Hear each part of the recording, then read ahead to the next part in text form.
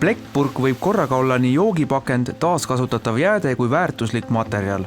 Seda juhul, kui panna purgid pärast tühjendamist korralikult automaati, kust need liiguvad Eesti pandipakendi käituskeskusesse. Aga mis saab plekkpurkidest edasi?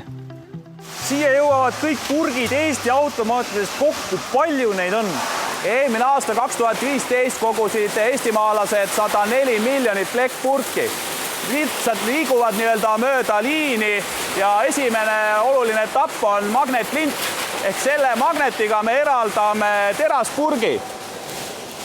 Purk iseenesest näeb välja nagu tavaline plekkpurk, aga tegemist on teraspurgiga ja selleks, et alumiiniumit oleks võimalik taas kasutada, tuleb teras eraldada.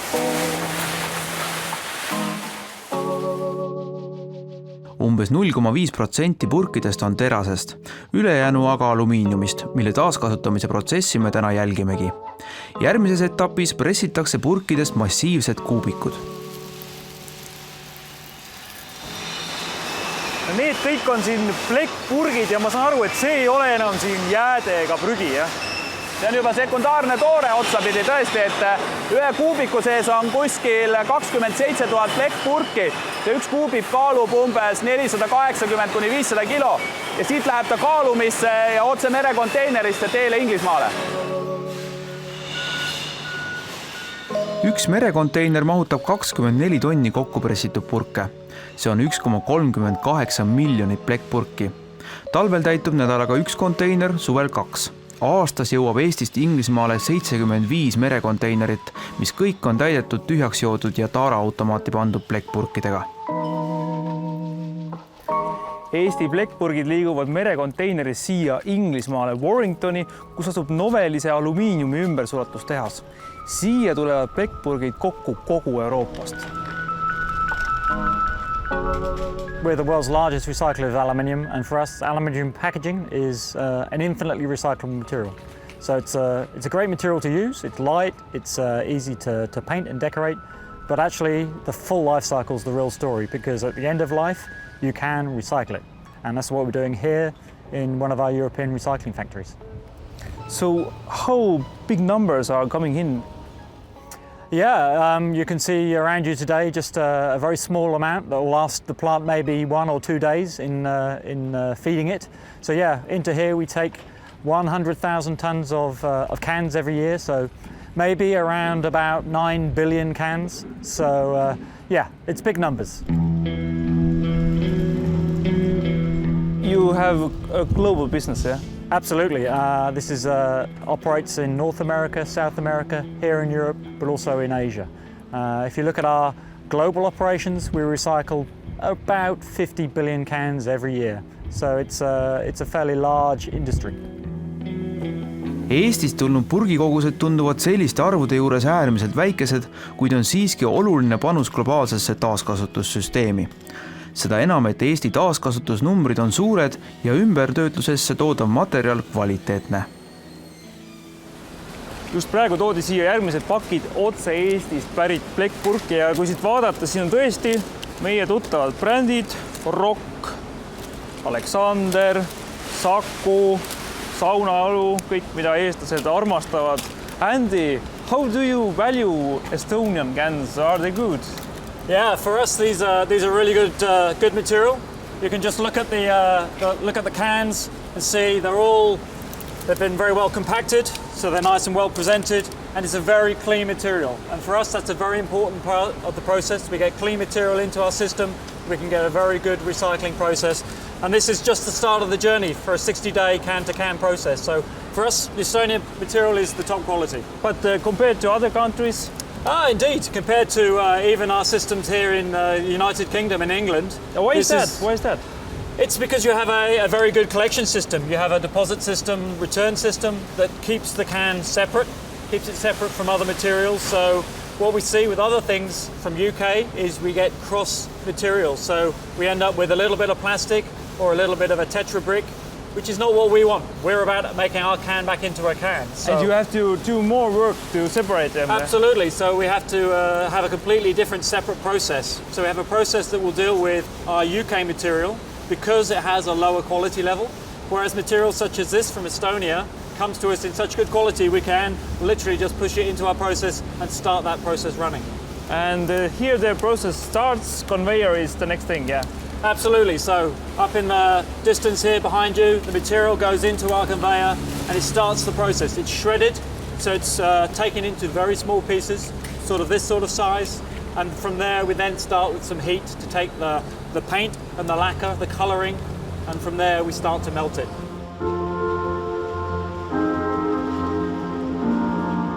Eesti kvaliteetne materjal tõstetakse laost otse konveierile. Suurbritanniast kogutud purkidel tuleb läbida spetsiaalne lisaetapp, kus eraldatakse igasugused muud jäätmed võimalikult puhta alumiiniumi saamiseks. Minu ja selle ahju vahe on kuskil 50 meetrit ja ma tunnen tõesti, et ma olen nagu lõkke ääres või kuskil Aafrika päikese all. See sula alumiinium ikka tekitab sellist kuumust siiamaani. Pärast põrgukuumuses sulamist lastakse sula alumiinium spetsiaalsetesse vormidesse, kus materjal taheneb ja vormub kangideks. Need minu taga välja tõstetavad värsked alumiiniumkangid kaaluvad igaüks 27 tonni ja on 10 meetrit pikad ning iga ühes neist on 1,5 miljonit taaskasutatud plekkpurki. This is the raw material for new cans, but this is made from 90% old cans, 90% or more recycled cans. So it's a continuous loop, yeah? So you can make this can out of a can out of a can, and it's never ending. Never ending. It's a permanent thing. You can keep doing it again and again. So how much energy is saved by doing that compared to the natural aluminum? Yeah, well that's the reason it's a wonderful process, because not only can you do it again and again, but actually every time you recycle an aluminium can, you save 95% of the energy. So you only need 5%. And when you save that energy, you're also saving the same amount of greenhouse gases, so carbon dioxide, etc., which we know are global warming issues. So it's a really environmentally sensible product to do as well. Need hiiglaslikud kangid on praegugi väga kuumad ning neid katsuda ei tohi. Arvestades seda, et Eestis kogutakse aastas umbes 100 miljonit plekkpurki, siis Eesti purkidest saaks teha umbes 70 sellist kangi, mis kõik lähevad uute plekkpurkide tootmiseks.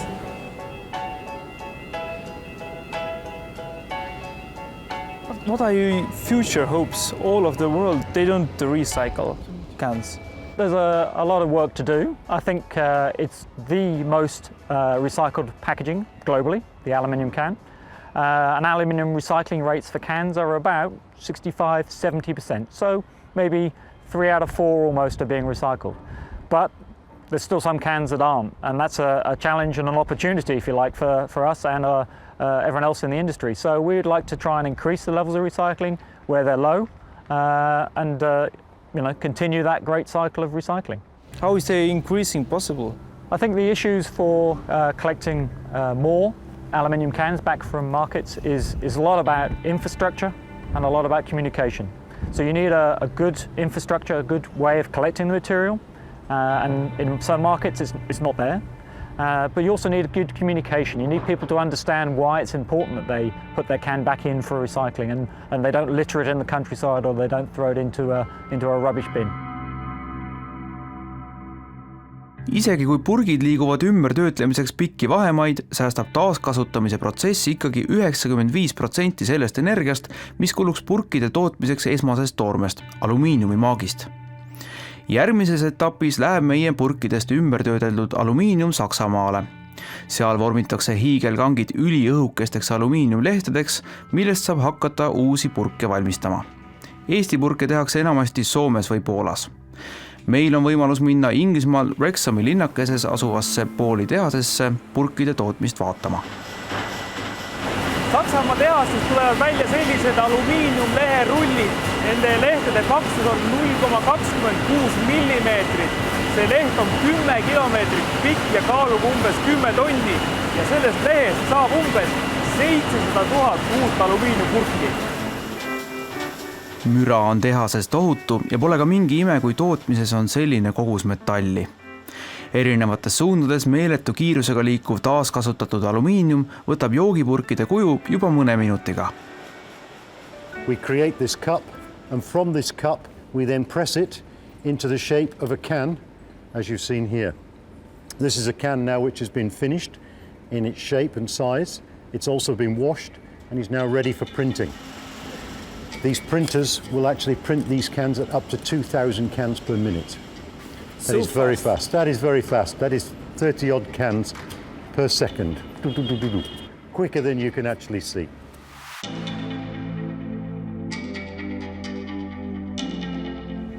The next step after printing, we actually use a lacquer on the internal face.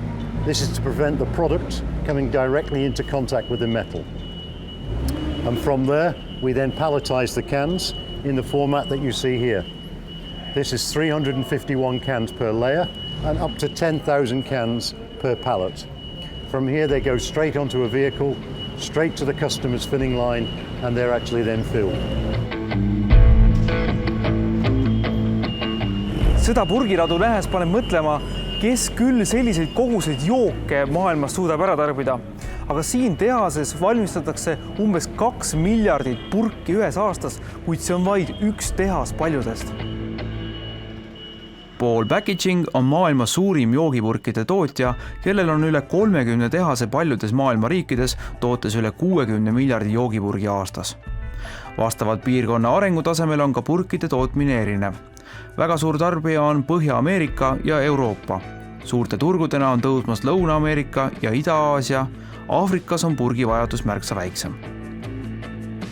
Purgitootjate jaoks on alumiinium unikaalne materjal ja selle väärtus tõuseb just tänu taaskasutamisele. We consider to be metal to be a permanent material because yes, you need a lot of energy and a lot of resources to create metal in the first place, but once you've actually got it, the trick is to keep reusing it and recycling it. And then you just keep reusing the same metal again and again and again and again. There is no loss of quality. There is no loss of performance. It's a fantastic material.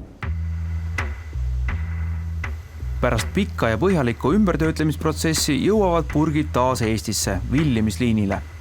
Esmapilgul prügina näivast väärtuslikust materjalist on saanud uue tootepakend.